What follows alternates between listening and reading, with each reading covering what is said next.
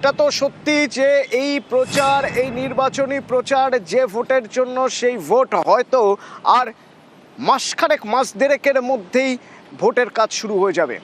তো তার আগে নির্বাচন কমিশনের ফুল বেঞ্চ তারা রাজ্যে আসছেন এই রবিবার। কখন আসছেন, কোন সময় আসছেন?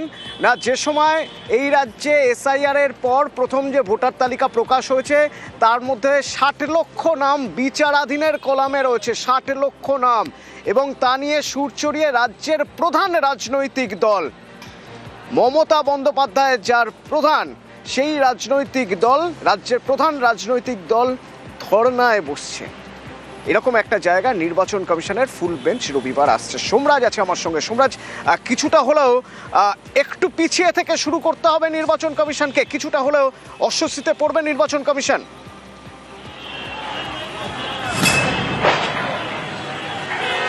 দেখো, একদমই অস্বস্তির জায়গা নির্বাচন কমিশনের কাছে রয়েছে। তার কারণ ৬০ লক্ষ নাম এখনো পর্যন্ত বিচারাধীন, অর্থাৎ আন্ডার অ্যাডজুডিকেশন রয়েছে। ফলত যখন রাজ্যে বিধানসভা ভোটের নির্ঘণ্ট জারি করা হবে, যখন নমিনেশন প্রক্রিয়া চলবে, নমিনেশনের শেষ দিন পর্যন্ত কত নাম ভোটার তালিকায় অন্তর্ভুক্ত হলো সাপ্লিমেন্টারি লিস্টে, সেটা যথেষ্ট একটা প্রশ্নের জায়গায় রয়েছে নির্বাচন কমিশনের কাছে। তার কারণ জুডিশিয়াল অফিসাররা কতটা গতিতে নিষ্পত্তি করতে পারবে, সেটাই এখন নির্বাচন কমিশনের কাছে চ্যালেঞ্জ। এই ৬০ লক্ষ যে ভোটাররা এখনো পর্যন্ত আন্ডার অ্যাডজুডিকেশন রয়েছে, যদিও নির্বাচন কমিশন জানাচ্ছে গতকাল বিকেল 10টা পর্যন্ত ৬.৫ লক্ষেরও বেশি নথি জুডিশিয়াল অফিসাররা ইতিমধ্যে নিষ্পত্তি করেছে। ফলত আগামী রবিবার সন্ধ্যেবেলায় জাতীয় নির্বাচন কমিশনের যে ফুল বেঞ্চ কলকাতায় আসছে এবং সোমবার ও মঙ্গলবার দফায় দফায় বৈঠক করবে। সোমবার তারা বৈঠকে শুরু করছেন বিভিন্ন রাজনৈতিক দলের প্রতিনিধিদের নিয়ে, বিশেষ করে যেখানে বিভিন্ন রাজনৈতিক দলের তরফে একটাই দাবি জানানো হবে, এই যে ৬০ লক্ষ ভোটার যারা আন্ডার অ্যাডজুডিকেশন রয়েছে, তাহলে কি তারা ভোটাধিকার থেকে বঞ্চিত হয়ে যাবে? তার কারণ কমিশন মনে করছে যে ভোটের নির্ঘণ্ট প্রকাশ হওয়ার পর মনোনয়নের জমা দেওয়ার শেষ দিন পর্যন্ত এই ৬০ লক্ষ অভিযোগের নিষ্পত্তি কার্যত অসম্ভব। যদিও কমিশন চাইছে যাতে জুডিশিয়াল অফিসাররা দ্রুতগতিতে নিষ্পত্তি করুক, কিন্তু সেটা কতটা সম্ভব হবে সেটা নিয়েও কমিশন দুশ্চিন্তায়। আর সেই জায়গায় দাঁড়িয়ে বিভিন্ন রাজনৈতিক দল যে জাতীয় নির্বাচন কমিশনের ফুল বেঞ্চের কাছে এই দাবি রাখবে, অর্থাৎ এই প্রসঙ্গ তুলে ধরবে, তাতে কোনো সন্দেহ নেই। পাশাপাশি এখনো পর্যন্ত নির্বাচন কমিশনের তরফে ৫ লক্ষেরও বেশি যে ভোটারদের নাম বাদ দেওয়া হয়েছে, তাদের অ্যাপিল, অর্থাৎ তারা যে আবেদন জানাবেন ফের ভোটার তালিকায় নাম তোলার জন্য, তার জন্য প্রয়োজনীয় কোনো এসওপি বা গাইডলাইন এখনো পর্যন্ত কমিশন দিতে পারেনি। ফলত তার ভবিষ্যৎ কি হবে? তুমি দেখেছো ইতিমধ্যেই বিভিন্ন রাজনৈতিক দলের তরফে নতুন ভোটারদের নাম তোলা নিয়ে ইতিমধ্যেই সরব হতে শুরু করেছে। বিশেষ করে শাসক দল তৃণমূল কংগ্রেস, তারাও সরব হয়েছেন নতুন ভোটারদের নাম তোলার সংখ্যা কেন এত কম। অর্থাৎ রাজ্যে বিধানসভা ভোটের প্রস্তুতি নিয়ে আলোচনা করতে এলেও জাতীয় নির্বাচন কমিশনের ফুল বেঞ্চ এ রাজ্যের বিভিন্ন রাজনৈতিক দল, বিশেষত তৃণমূল কংগ্রেসের তরফ থেকে যে এসআইআর প্রক্রিয়ার বিভিন্ন ইস্যুকে কেন্দ্র করে যে তারা প্রশ্নের মুখে পড়বে, নির্বাচন কমিশন প্রশ্নের মুখে পড়বে, তাতে কোনো সন্দেহ নেই।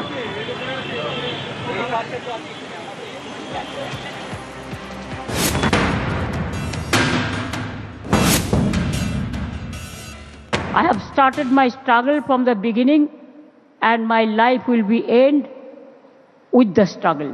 I am starting my dharna from after Dol 6th. Give me the moral support to fight for the people. And until and unless I am alive in this world. SIR এর প্রতিবাদে এবার ধর্নায় মমতা বন্দ্যোপাধ্যায়। শুক্রবার দুপুর 2টোয় ধর্নায় বসবেন তৃণমূল নেত্রী, একথা প্রথম জানান অভিষেক বন্দ্যোপাধ্যায়। 6 তারিখ মেট্রো চ্যানেলে মমতা বন্দ্যোপাধ্যায় নিজে এই নিয়ে প্রতিবাদ কর্মসূচি নিয়েছে। তিনি অবস্থান বিক্ষোভ এবং ধর্নায় দুপুর 2টো থেকে নিজে বসবেন।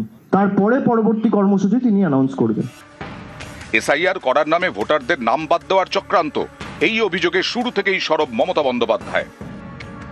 जैसे बिहार में 40 लाखों का ज्यादा आदमी को नाम निकाल दिया, और बंगाल में भी करने वाला है। अगर करेगा तो घेराव कर्मसूची करेंगे। গত অক্টোবরে পশ্চিমবঙ্গে শুরু হয় এসআইআর। লক্ষ লক্ষ ভোটারকে শুনানিতে ডাকা হয়। বাড়তে থাকে হয়রানি। এসআইআর আতঙ্কে অনেকের মৃত্যু এবং আত্মহত্যার অভিযোগ ওঠে। পথে নামেন মমতা বন্দ্যোপাধ্যায়।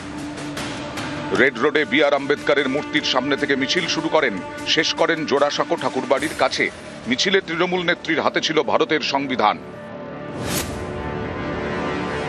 আমাদের নতুন করে প্রমাণ দিতে হবে যে we are Indian citizen or not. এতদিন পর প্রমাণ দিতে হবে। আপনার বাবা মার সার্টিফিকেট নিয়ে আসতে হবে। अगर एक भी आदमी का लोग नाम बात गया तो बीजेपी का गवर्नमेंट तोड़ के छोड़ेंगे। শুধু হুঙ্কার নয়, ফেব্রুয়ারির শুরুতেই দিল্লিতে রণংদেহী মেজাজে দেখা যায় তৃণমূল নেত্রীকে। এসআইআর এর জন্য হয়রানির শিকার হয়েছেন এমন বেশ কিছু পরিবারের সদস্যকে নিয়ে পৌঁছে যান রাজধানীতে। মুখ্য নির্বাচন কমিশনার জ্ঞানেশ কুমারের সঙ্গে সাক্ষাৎ করেন। দিল্লিতে নির্বাচন কমিশনের অফিসের সামনে দাঁড়িয়ে সুর চড়ান। हमारा भी जनता हमारे साथ में है, हम मैदान में लड़के लेंगे। बंगाल को टारगेट करने के लिए वो बीजेपी उसका पक्ष में है, जो मर्जी बीजेपी कहेगा उसको वो करेगा। तो हमारा भी जनता हमारे साथ में है। এখানেই শেষ নয়, প্রথম মুখ্যমন্ত্রী হিসেবে দেশের শীর্ষ আদালতে সওয়ালও করেন মমতা বন্দ্যোপাধ্যায়, যা এক বেনজির ঘটনা। This court gave order that Aadhaar card will be one of the proof documents, but they said no. Said in other state, said the domicile certificate is allowed. Only they targeted Bengal on the eve of election. Only they have appointed 8,300 micro observer and the role observer from the BJP ruled state, so that micro observer can delete all the names sitting inside the election commission office through AI. SIR এর পর 28 ফেব্রুয়ারি প্রথম voter তালিকা প্রকাশ করে নির্বাচন commission. তাতে বাদ গেছে 5,46,053 জনের নাম। এছাড়া বিচারাধীন 60,06,675। তৃণমূলের দাবি এই তালিকায় কারচুপি করা হয়েছে। বিজেপির কথায় চলছে কমিশন। এসআইআর এর প্রতিবাদে এবার তাই ধর্নায় মমতা বন্দ্যোপাধ্যায়। এর আগে সিঙ্গুর আন্দোলনের সময় ধর্মতলার মেট্রো চ্যানেলে অনশন করেন মমতা। সেই ধর্মতলা, সেই মেট্রো চ্যানেল, ফের প্রতিবাদে মমতা বন্দ্যোপাধ্যায়। এবার এসআইআর এর প্রতিবাদে ধর্না। ইলেকশন কমিশন দেখবে যাতে একটাও ভারতের নাগরিকের যাতে ভোট অধিকার না দেয়, রক্ষা করার দায়িত্ব তার। যে রক্ষা করার দায়িত্ব সে হরণ করছে, ভোট অধিকার হরণ করছে। তার প্রতিবাদ নিশ্চিতভাবে আমাদের নেত্রী মমতা ব্যানার্জি, আমাদের সাধারণ সম্পাদক অভিষেক বন্দ্যোপাধ্যায় তার প্রতিবাদ করছেন। এই সেই ধর্মতলার মেট্রো চ্যানেল, এই ফলকটিও অত্যন্ত নজর কাড়া। তার কারণ টাটাদের সিঙ্গুরে জোর করে প্রকল্পের জন্য জোর করে জমি অধিগ্রহণ করা হচ্ছে।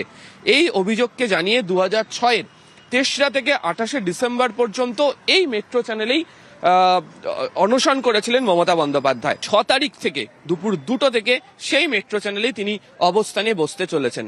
ইতিমধ্যেই দেখতে পাওয়া যাচ্ছে যে প্রস্তুতিটা শুরু হয়ে গিয়েছে, যে মূল মঞ্চ তৈরি করা হচ্ছে এবং মূল মঞ্চের পাশাপাশি রাস্তার একাংশে যারা আসবেন এই অবস্থান কর্মসূচিতে যোগ দিতে তাদের বসার জন্য ব্যবস্থা করে রাখা হচ্ছে। ক্যামেরা অসিত দাসের সাথে আবির ঘোষাল, নিউজ 18 বাংলা, কলকাতা।